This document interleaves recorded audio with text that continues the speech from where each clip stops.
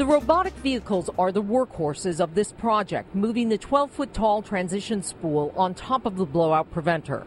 The spool will ultimately connect the gushing pipe to the new cap, what BP calls a sealing cap, but is unwilling to promise that it will collect all the oil that is rushing into the sea. Not smart, not caring. Continuing our conversation from the top of the show, let's talk about what's happening on the Gulf these days. As mainstream media sound upbeat there in their coverage of the latest news from BP, look at the independent press and the story's a little different. With me here in studio is Sarah Laskow. She covers the environment for the Media Consortium. And joining us by Skype from San Francisco, Mark Hertsgaard, who has an important, challenging new piece in an upcoming special issue of The Nation magazine on transitioning to a clean energy future. Let's start with you, Sarah. So NBC sounds terribly cheery about the news of the weekend. Is the independent press as upbeat? Well, I think that everyone's hoping that, we can really control the oil spill, but I think that the independent press is a little bit more skeptical than the mainstream media about whether we can really trust BP to do anything it says it's going to be doing. And when you have more and more oil pouring into the Gulf with this new fix, I think everyone's a little worried.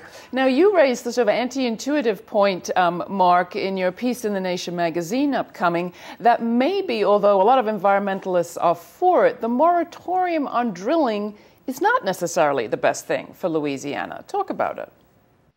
Well, I just came back from Louisiana and a week of on-the-ground reporting there, and I'll tell you, not a single person in that entire state that I spoke with, including the strongest green energy advocates, stood in favor of the 6-month moratorium that the Obama administration has imposed.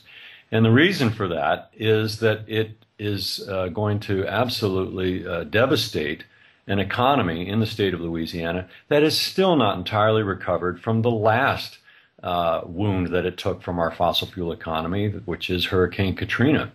And so I think we have to recognize here, the United States, as we all know, is addicted to oil. No state is more addicted to oil than Louisiana, whose politics, whose economics, whose very self-identity has been soaked in oil for 100 years. And we have to, I think, look at Louisiana the same way you look at a heroin addict. You do not withdraw heroin from a heroin addict right away because you could kill them. And what we do instead is we transition them with methadone. And I think that is probably the way that we're going to have to go in Louisiana as well. All right. Well, I want you to explain what the methadone program will be for Louisiana. And one of the interesting pieces of your story, Mark, was the point that you make that Louisiana already has one of this country's best solar tax credit programs. And they've been seeing a growth of solar. How?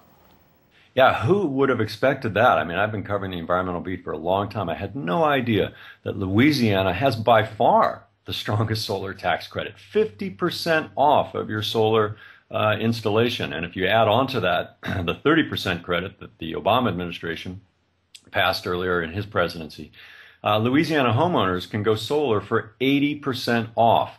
And it's interesting how that happened because I think it gives us some sense of the larger transition to green energy that's possible in Louisiana. I talked to the state senator who pushed that through the legislature, and he basically said that his trick on getting it through, his name is Nick Gotro, by the way, he's a Democrat, and he represents one of the coastal parishes down there. And he said, basically, I kept it as inconspicuous as possible. I would not let solar executives testify for it because I didn't want to draw attention to it.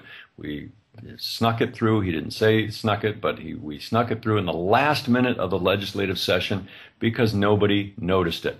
And the results, though, have been anything but unnoticeable. He said that whereas before that credit, which was passed in 2007, before that credit, we had a handful of solar companies in Louisiana. Now we have over 100, and our largest solar installer has a backlog of orders for over a year. Well, that hints maybe at the methadone program that Mark's laying out here. Let me ask you, Sarah, where the conversation is nationally. Politics is kind of polarizing around this moratorium. Is that going to help us towards a clean energy future or not? I think that you need more than that. I mean, Mark's right that we're addicted to oil, not just Louisiana, but across the country.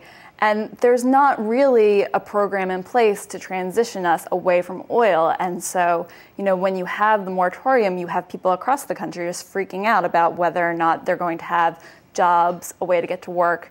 And so we really need something stronger from the Obama administration to push us there as opposed to just pull us away from oil. But stronger might mean subtler, if that's a word. Mark, what would it look like maybe? I don't think it has to mean subtler. In fact, in the special issue of The Nation we're releasing this week is all about this. How do we move America off of oil?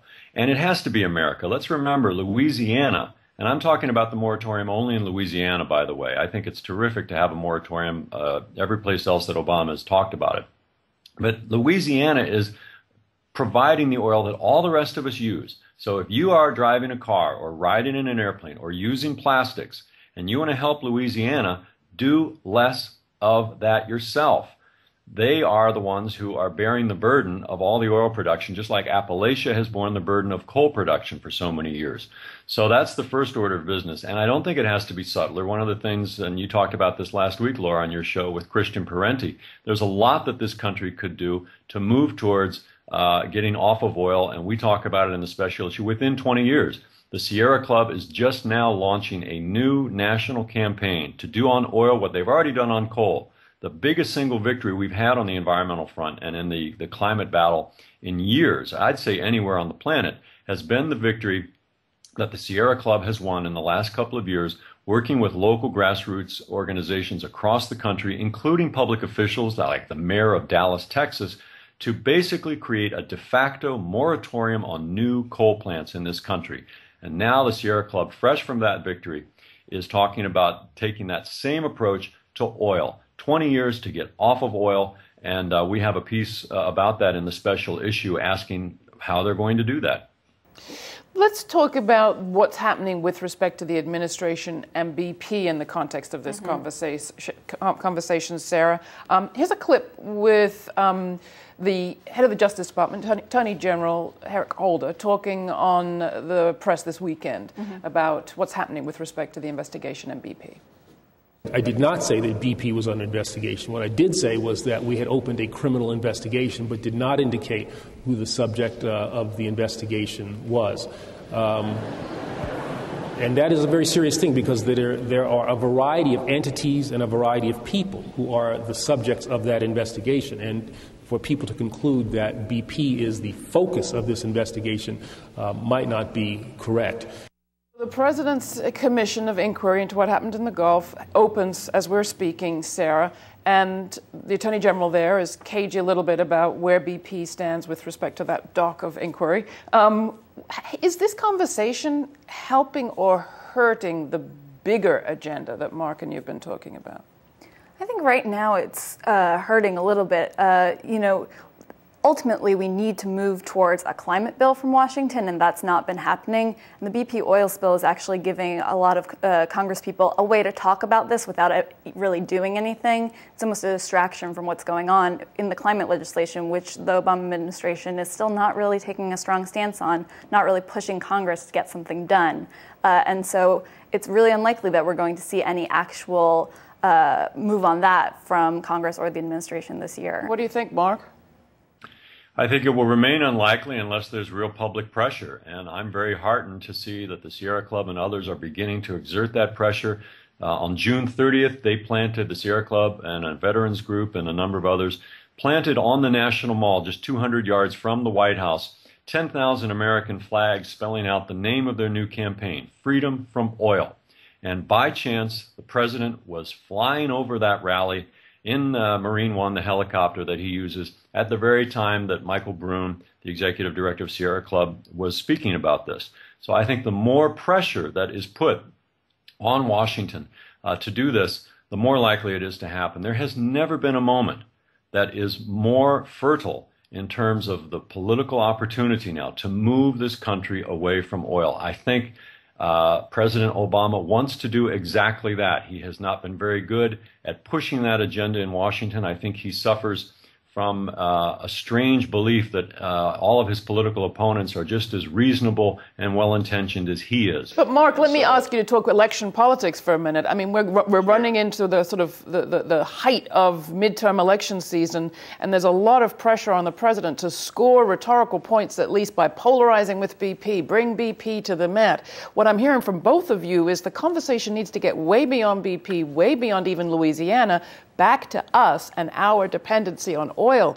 How does the White House get there, or how do we as a nation get there while the White House is looking for a scalp?